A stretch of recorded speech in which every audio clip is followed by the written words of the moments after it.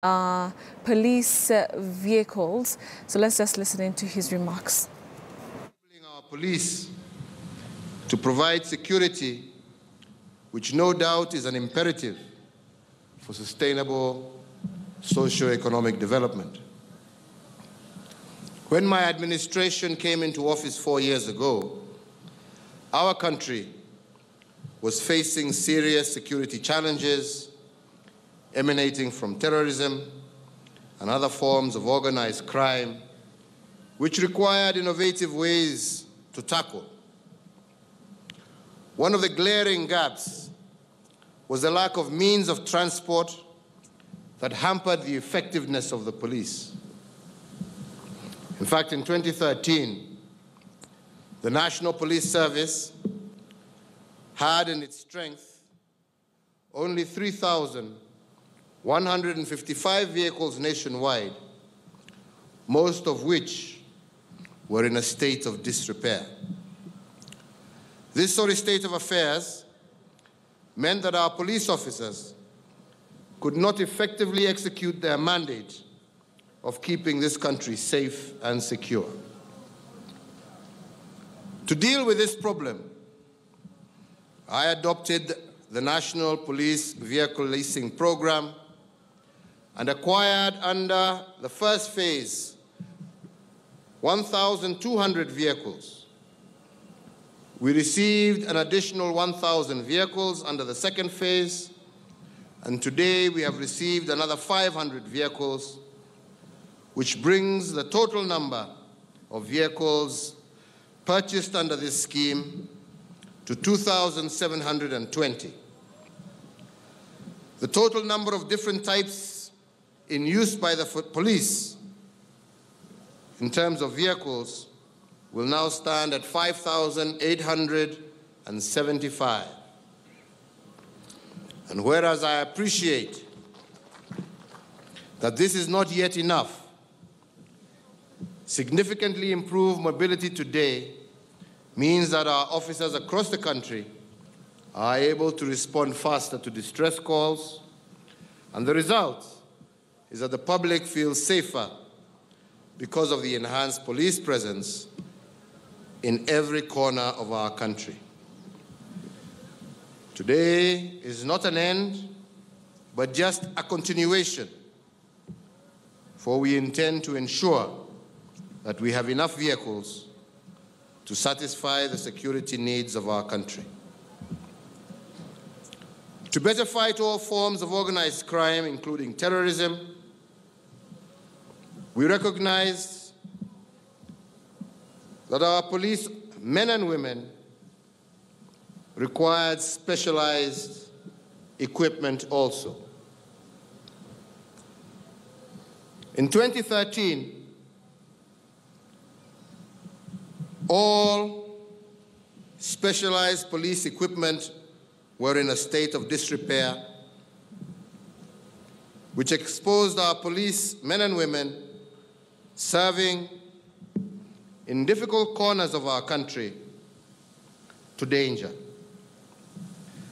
As a result, my administration procured 30 armored personnel carriers, which has improved police capability and response. We have also procured an additional 25 mine-resistant armored personnel carriers that will be deployed in regions of Kenya that require such equipment. We are making these investments in a deliberate move to fulfill the promise by my administration to deliver a secure and tranquil environment that will give Kenyans confidence to go about their business without fear of their security. Additionally, in 2013, we only had one serviceable helicopter. We now have 3 serviceable helicopters, and we intend to build a fleet to 7 by July of 2017. This is up from only 1 working helicopter and 2 fixed-wing planes in 2013. In terms of human capital, we now have 98,732 officers in our ranks, compared to 78,885 in 2013, an increase of more than 25%. This reflects a personnel to civilian population ratio of 1 to 390 compared to the recommended UN ratio of 1 to 450. Indeed, we have made major strides to achieve the UN recommended ratio. Ladies and gentlemen, let me now say how these investments have impacted on the lives of ordinary Kenyans. First, we have made progress in counterterrorism arising from enhanced capacity, as well as better coordination and closer multi-agency cooperation. In 2016, we had 16 incidents reported, in which 16 people lost their lives and 8 were injured. This compared to 66 incidences in 2015, where 202 people were killed and 120 injured. The year 2015 was particularly darkened by the Garissa University attack.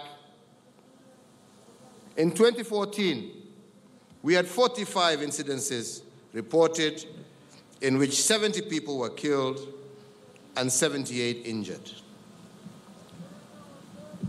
I congratulate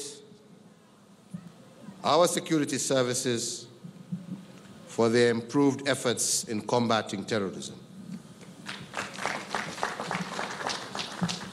Second, the number of crimes reported has gone up, reflecting overall more arrests made by the increased presence of officers. More crimes related to dangerous drugs and illicit brews were targeted.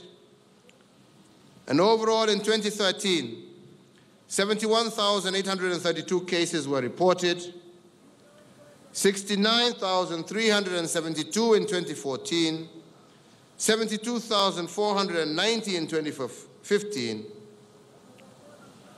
and 76,986 in 2016. Police reported a sharp decline in robberies and motor vehicle thefts. In 2016, 2,667 cases of robbery were reported, compared to 3,551 in 2013. Meanwhile, 1,355 cases of motor vehicle theft were reported in 2016, in contrast to 1,631 cases in 2013. This can be attributed to more officers on the beat and faster responses to crime scenes owing to improved transport. Third, security has significantly improved in Nairobi. Robberies fell from 436 reported in 2014 to 295 in 2016, and motor vehicle theft fell from 340 to 195. Offenses targeting individuals, such as muggings, fell from 1,360 reported in 2014 to 992 in 2016.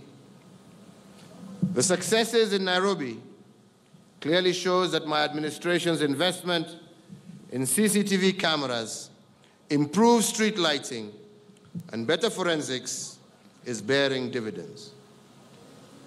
My administration is not just improving transportation and staffing aspects in the overall working environment of the National Police Service alone. Other areas are also being addressed.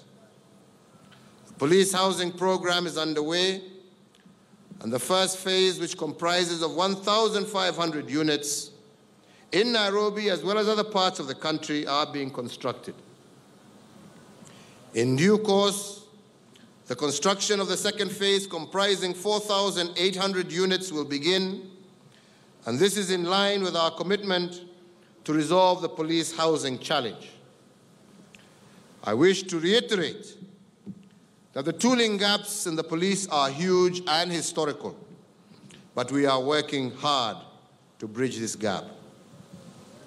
Today, police officers have a comprehensive medical insurance cover, which came into effect last year to add on to the group life insurance cover, which they have had for the last 3 years. This is my administration's conviction of the unique circumstances under which our police men and women work. In conclusion, ladies and gentlemen, as we now enter the electioneering period, a period that is often challenging, particularly for the police, I ask you and all other agencies concerned to deal firmly with incitement by any Kenyan or foreigner, irrespective of their political affiliation. Elections come and go, so it is our duty, all of us, to ensure that our country remains united, peaceful, and secure before, during, and after elections. I take this opportunity to also urge politicians of all shades to conduct their campaigns peacefully, to confirm our maturity as a democracy. Wenzangu, tutaendelea kufanya hii kazi ya kuona ya kwamba maofisa wetu wa usalama pahali popote walipo wamepatiwa vifaa na hali yao ya maisha pia yawe yatarekebishwa kulingana na ile kazi ambayo mnafanya. Naendelea kusema ya kwamba tutaendelea kuongeza hii vifaa, iwe ni magari, iwe ni hii ama personnel carriers ama manyumba, na pia kuangalia welfare ya maofisa wetu, kwa sababu mimi na serikali yangu tuajua umuhimu wa kazi ambayo mnafanya na haja ya kuhakikisha ya kwamba mmepatiwa vifaa na hali ya kazi ambayo inastahili jukumu muhimu ambao mnatendea taifa letu la Kenya na wananchi wetu wa Kenya, tukijua ya kwamba bila usalama hatuwezi tujenge uchumi wetu, hatuwezi tujenge nchi yetu, hatuwezi tuhakikishia ya kwamba taifa letu ni taifa ambalo kila Mkenya pahali popote alipo ajivunia na afurahia. Kwa hivyo nachukua fursa hii nikimalizia kuwashukuru kila mmoja wenu kwa kazi njema ambayo mnaendelea kufanya, na kuhakikishia ya kwamba serikali yangu itafanya juu chini kuhakikisha ya kwamba hali yenu ya kazi ni ya hali ya juu, na tuhakikishe ya kwamba tumewasaidia nyinyi kufanya kazi ya kusaidia Wakenya wenzetu pahali popote walipo.